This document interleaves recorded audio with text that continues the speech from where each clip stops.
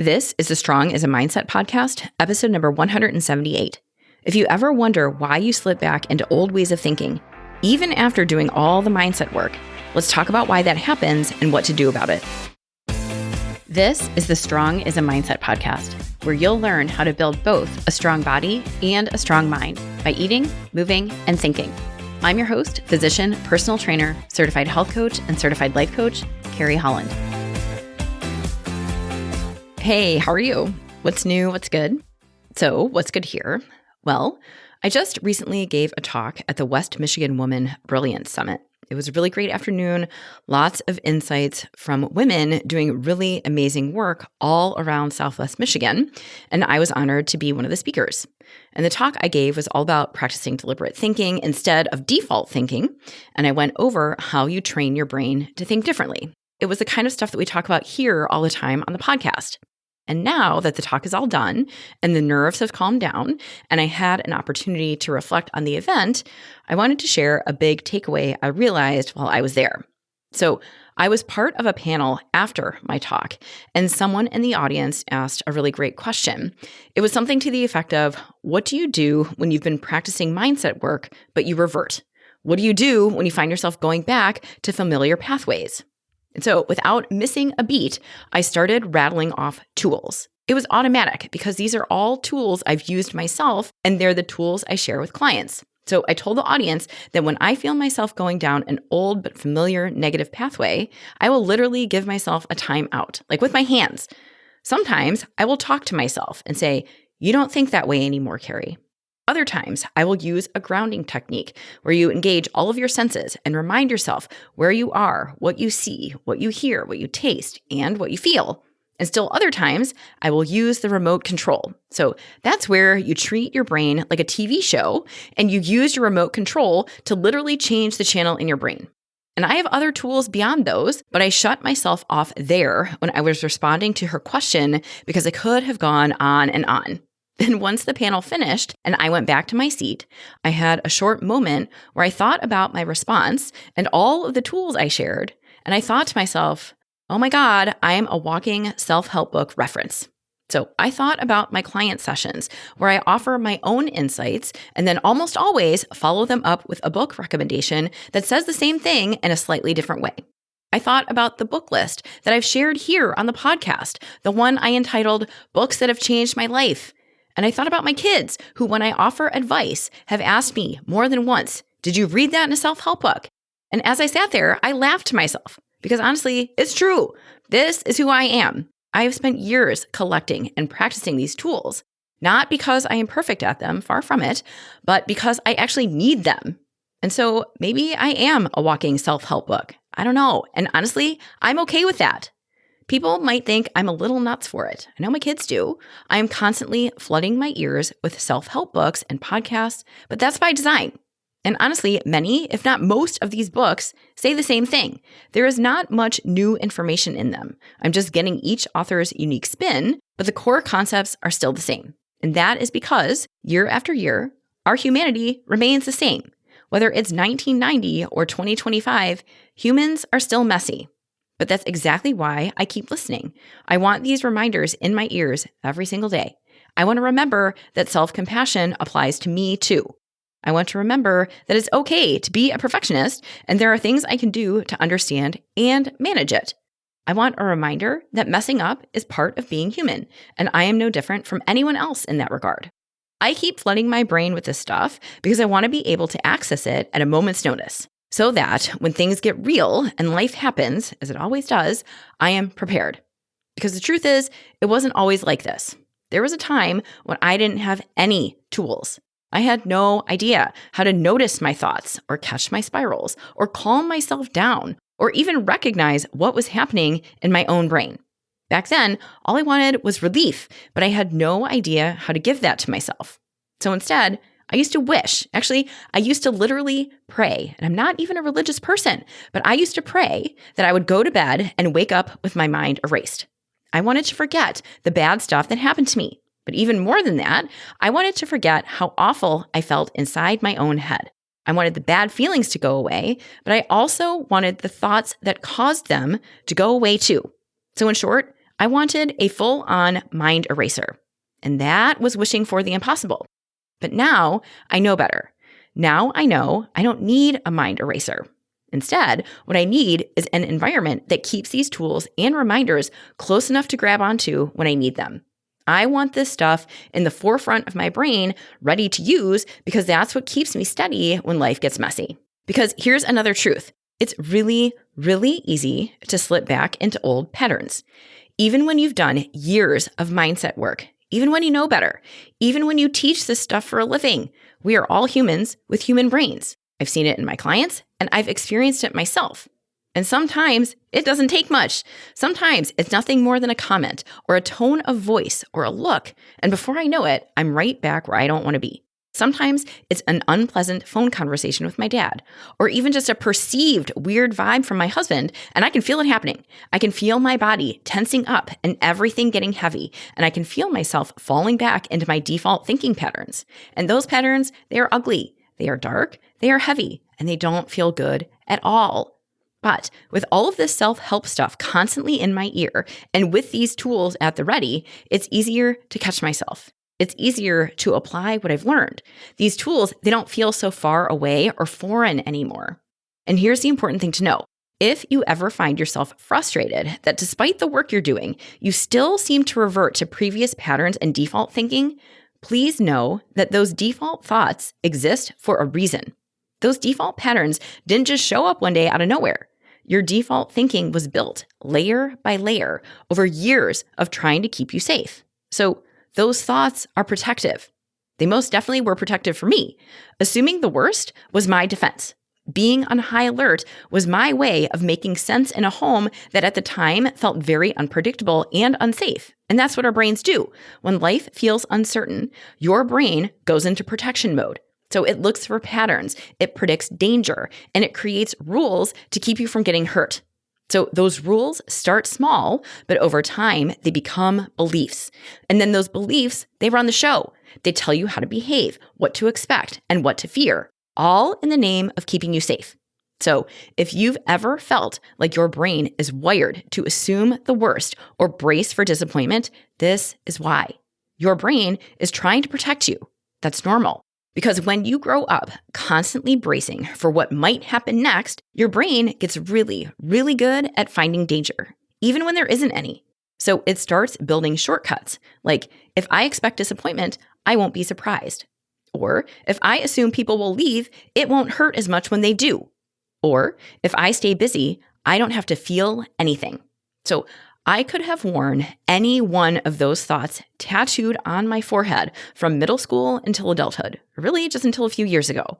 But here's the thing about these shortcuts. When repeated over time, they get stronger and they become habit. They become automatic. This is survival wiring. And for a long time, it worked, for me anyway. These thoughts most definitely kept me small and scared, but they also kept me safe. And if that's you too, I get it. So of course, it makes sense that your brain still goes there. Those pathways, they are well worn. They are comfortable, they're efficient, and sometimes they feel safe, even when you know they're not. And from a neuroscience perspective, that's exactly what's supposed to happen. Remember, thoughts are habit too. Your brain's job is efficiency. It wants to conserve energy and stick with what's familiar. So every time you repeat a thought, especially one loaded with high emotion, you strengthen that pathway just a little more and it becomes habit. It's like a stream running over sand. The more it flows, the deeper that groove in the sand becomes, and the easier it is for your brain to travel that route automatically. And that is why your old thought patterns feel so powerful. They have been reinforced for years. They're not random. They're the result of loads of repetition. So please hear me. This does not mean you're failing at mindset work, okay? It means your brain is doing exactly what it's designed to do, conserve energy and take the path of least resistance. And your brain, trying to keep you safe, will always choose the well-worn, well-traveled road over the uncertain one until you teach it otherwise. So if you've ever caught yourself thinking, why is this still happening? Why am I still doing this? Remember that your brain is not broken. It's just efficient. It's doing what it knows how to do to protect you. And once you understand that, like really, really understand that, you can stop fighting it. You can stop expecting your old thoughts to disappear, and you can start focusing on what's actually in your control, like what you do with those thoughts once they do show up. And so for me, now, I'm happy to report that I have stopped praying for a mind eraser. I've stopped wishing that these negative thoughts would just disappear. So now, instead of trying to erase my thoughts, I manage them. I've realized that the goal is not elimination, it's awareness. Mindset work is not about never having a negative thought again. That is wishing for the impossible. So instead, the work is about recognizing your negative thoughts sooner, catching the spiral before it pulls you under, interrupting it before it has a chance to take over your day, forgiving yourself faster, and talking to yourself like a human being instead of an enemy. All of those are signs of progress. And if you're doing that, even just a little bit, then you're doing it right, okay? And I want you to really hear me on this because this is the part that so many people miss. We often expect progress to look dramatic. We expect it to be big, bold, obvious, flashy, and measurable. But that's not really how it goes in mindset work. Instead, progress most often looks super subtle. It's quiet, it's small, and it's usually invisible to everyone but you. And that's okay. That was a really important lesson I had to learn the hard way, and I'm still learning it if I'm being fully honest here. Because progress doesn't always feel like progress. Sometimes it is barely noticeable in the moment. Maybe you even see it later when you realize something that used to take you out for days now only lasts a few hours. Or when you catch a thought and think, okay, I know what this is, before you get pulled under by it. So none of that is failure. That's all growth. And here's another thing I want to make super clear. The fact that you're still using your tools does not mean that you're failing. It means you're doing the work. Your tools, they are not evidence of weakness. They're evidence of practice. Using them shows that you're aware, that you're engaged, and that you're choosing to manage your brain instead of letting it run wild. If you're pulling out the same reminders, repeating the same mantras, or talking to yourself out loud in the middle of the grocery store, good. That's the point. That is the work. It's not that your old thought patterns never come back. It's just that they don't control you anymore. They might still show up, but they don't get to run the show. So for me, in my real life, progress looks like giving myself a literal time out in the aisle at Target if I need to because I'm spiraling. Or me literally mouthing the words, "You don't think that way anymore," when I'm in full-on rage in the gym at 5 a.m. Or flipping the channel in my brain and reminding myself, "You are not 12 anymore." And it is not pretty, and it's certainly not perfect, but it does work. And honestly, maybe being a walking self-help book isn't madness after all. Maybe instead, it's mastery, because when you practice this stuff long enough, it stops being something you just know, and it becomes something you do. And so I will gladly be the person with 10 mindset tools at the ready. I will be that person because I know the alternative, sliding into despair, anger, and hopelessness, is not a place I ever want to live again. So this work, catching myself, grounding myself, choosing differently, is not just theory for me. It's what keeps me sane.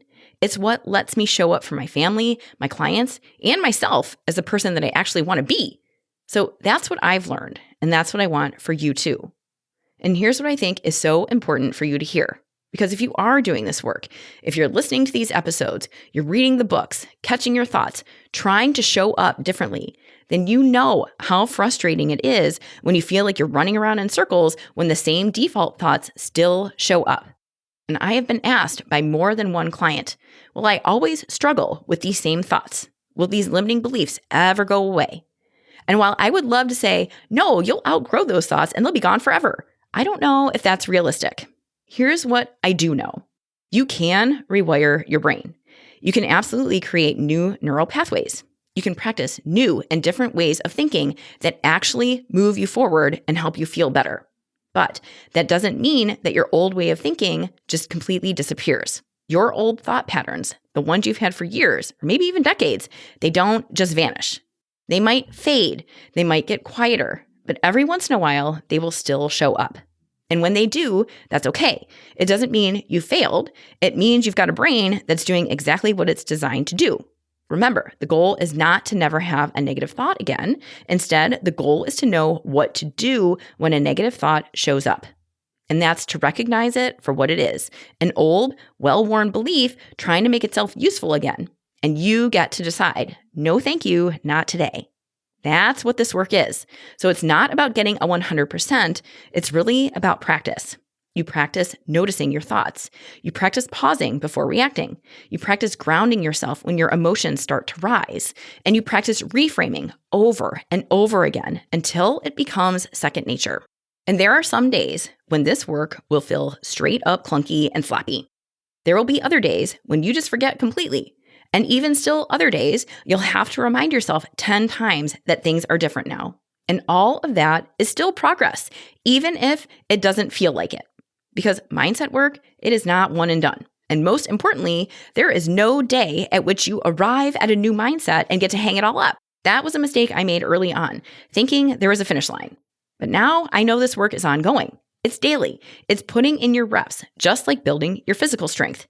You don't lift weights once and stay strong forever. You keep showing up. You challenge your muscles so they can adapt and grow and get stronger. And your brain works the same way. It's use it or lose it. You strengthen your mindset the same way you strengthen your muscles, with repetition, with consistency, and with intention. And over time, you see that strength shows up in your everyday life. And it's pretty cool when that happens. You start to notice that what used to knock you down or send you spiraling doesn't hit you quite as hard anymore. You bounce back faster. You recover quicker. Or maybe you even speak to yourself more kindly. That's progress. So no, your old beliefs may never disappear completely, but with practice, they will lose their power. And as those thoughts get quieter, you get stronger. And that's really the cool part of this work. Bit by bit, you see it show up in your life, and you get small reminders that you're stronger and more capable than you thought.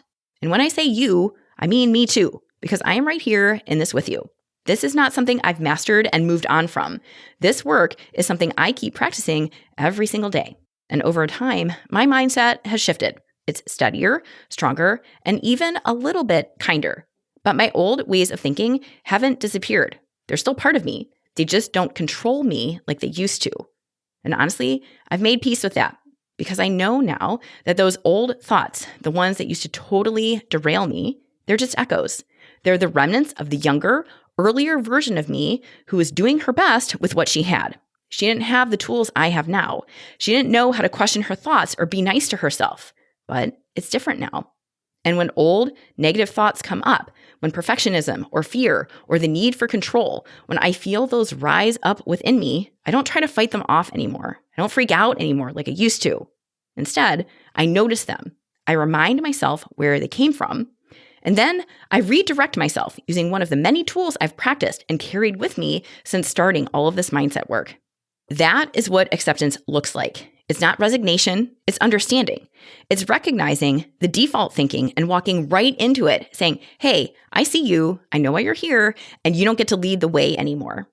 And the more I practice that, the more tolerance I build for this whole process, the discomfort, the imperfection, the humanness, because this right here is what it means to be a messy human, and we all are. Mindset work is not about becoming immune to your emotions or rewriting your story so the hard parts disappear. It's really about developing a willingness to meet and manage yourself when those emotions and stories resurface. Because as long as you're alive, as long as you're human, those emotions and stories are going to resurface. And that is what keeps me doing this work. Not because I'm broken or because something's wrong with me, but because I want to keep growing. I want to keep evolving. I want to keep trying because I prefer this version of me to the one who is small and scared and stagnant. I like who I'm becoming when I keep showing up. And I think you'll like the version of you who keeps showing up too. So yes, I will keep giving myself timeouts at Target if I need them. I will keep talking to myself out loud when old, icky thoughts come racing back after a hard conversation. I will keep changing the channel in my brain as many times as it takes. Because this is my practice. This is my pursuit of better, and I will gladly keep doing it. The truth is, I don't want a mind eraser anymore. I want awareness. I want compassion. I want peace. And this ongoing work is how you get there. So that's the message. That's what I want you to know. You don't need to erase your mind. You don't need to start over or get it perfect or wait until you arrive. Really, you just need to keep showing up. Keep practicing. Keep using your tools, even when it feels repetitive or frustrating, Because every time you do, you're proving something to yourself. You're proving that you can handle whatever your brain throws at you. You're proving that you can take care of yourself on the inside. So yes, if that makes me a walking self-help book, I'll take it. Because these tools, they're not just ideas in my head, they're the way I live my life. They're how I catch myself, redirect myself, and choose differently over and over again. And that's what I want for my clients and what I want for you too. I want you to have your own toolbox. I want you to have reminders, phrases, and practices that you can grab onto when things get messy, because they will. So keep listening, keep reading, keep filling your brain with reminders, and keep doing the work. One thought, one decision, one choice at a time. All right? And if you want help with this, let's go. When you coach with me, we don't just talk about changing your habits, we change the way you think so you can change your life. Check out my website, send me a message at www.carriehollandmd.com/contact, and let's talk about how coaching will help you take everything you're learning here and actually put it into practice in your real life. All right? Thank you again for hanging out with me, and I'll catch you again next week. Hey, if you want to build muscle but don't know where to start, I've got you covered. Head over to carriehollandmd.com/buildstrength and download my free guide to help you maximize your strength training. Inside, you'll find the essential exercises for building muscle, plus simple 1, 2, and 3-day workout plans that you can follow with just dumbbells and a bench. You'll also find strength training tips to help you train smarter and see real results. My goal is to help you get strong, and this strength training guide will help you do it. Go to carriehollandmd.com/buildstrength and check it out. Thank you for listening to the Strong is a Mindset podcast. If you want to learn more about how to build both a strong mind and a strong body by eating, moving, and most importantly, thinking, check out carriehollandmd.com.